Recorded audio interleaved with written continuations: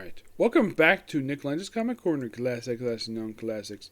This is episode number 1943 and Doubleshot number 1837. Now, unlike the last couple videos where I've had two trades to different companies, this one, same company, but it's from the same franchise, Batman. First up is something that I have really wanted to talk about because I love the original movies. So, this comic here is the continuation. It picks up right where Batman Returns left off. And okay. Yeah, Batman Returns leaves off, and basically it's basically what was supposed to be the third Tim Burton Bat movie. That's basically what it is. We have Batman 1989. Now, this is not set in 1989. This is set after the events of Batman Returns, ignoring the last two movies. It introduces many concepts, basically, that were supposed to be in the third Tim Burton movie, but were rejected due to various different stuff. This book is actually written by the guy who wrote the script for Batman and Batman Returns. And, of course, the artist draws, well, Batman is Mike Keaton, because it's set in the universe. We also see this universe's debut. We see Return of Catwoman. We see Billy D. Williams, his version of Two-Face, Robin, and of course, you'll see Barbara Gordon here, where she's Commissioner Gordon's daughter, not the niece of Alfred, like it was in Batman and Robin. Now, in case of, aside from introducing Two-Face, this something was pre-planned for a long time, but they come to do many different rewrites. And I was reading a lot of little research. Apparently, this book came into existence back in 2015, but it took a while for it to come out due to the fact they rejected some of the scripts for it. But Sam Ham basically wrote the book with Joe Kunis on the artwork, which I love the gorgeous artwork. And reading this, it's kind of like basically going back into the events of the Tim Burton Bat movies. Plus, I love the font where they introduce all the books. And, of course, Harvey Dent is simply like... Now, there's also, like, people ready to Joker in here.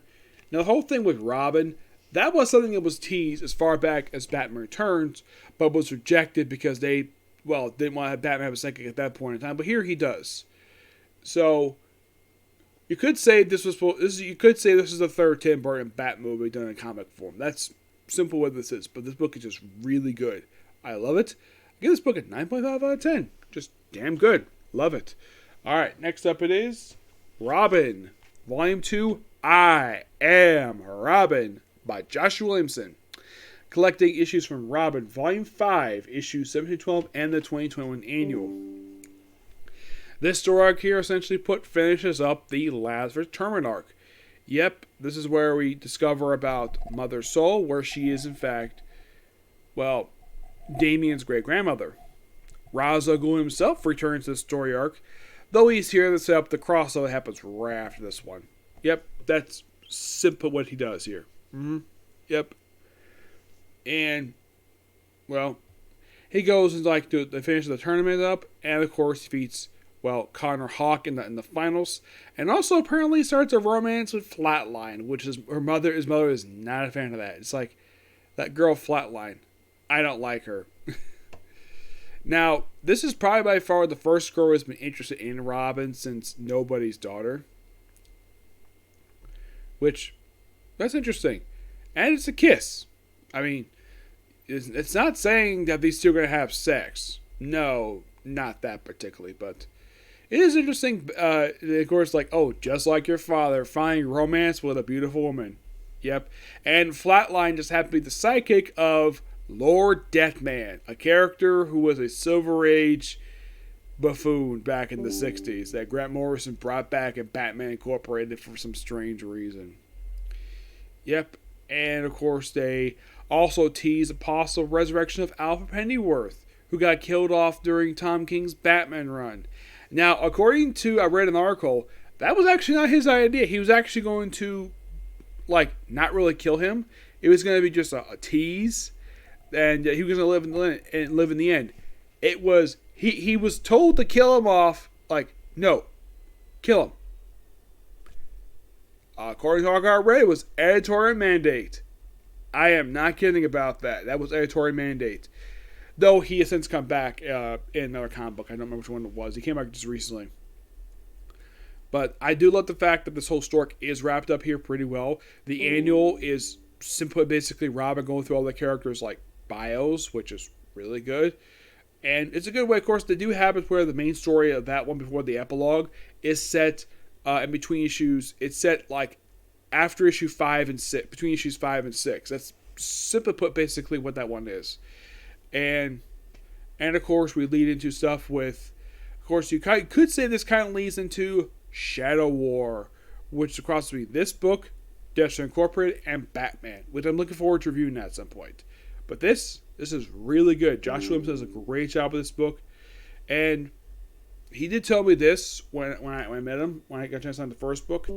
I give this book roughly 9.5 out of 10. He's clearly a big Chuck Dixon fan.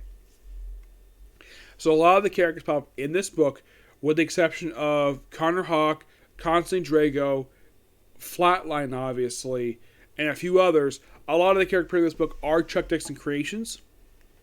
Now, what I told him, now he thought that Connor Hawk was one of his creations.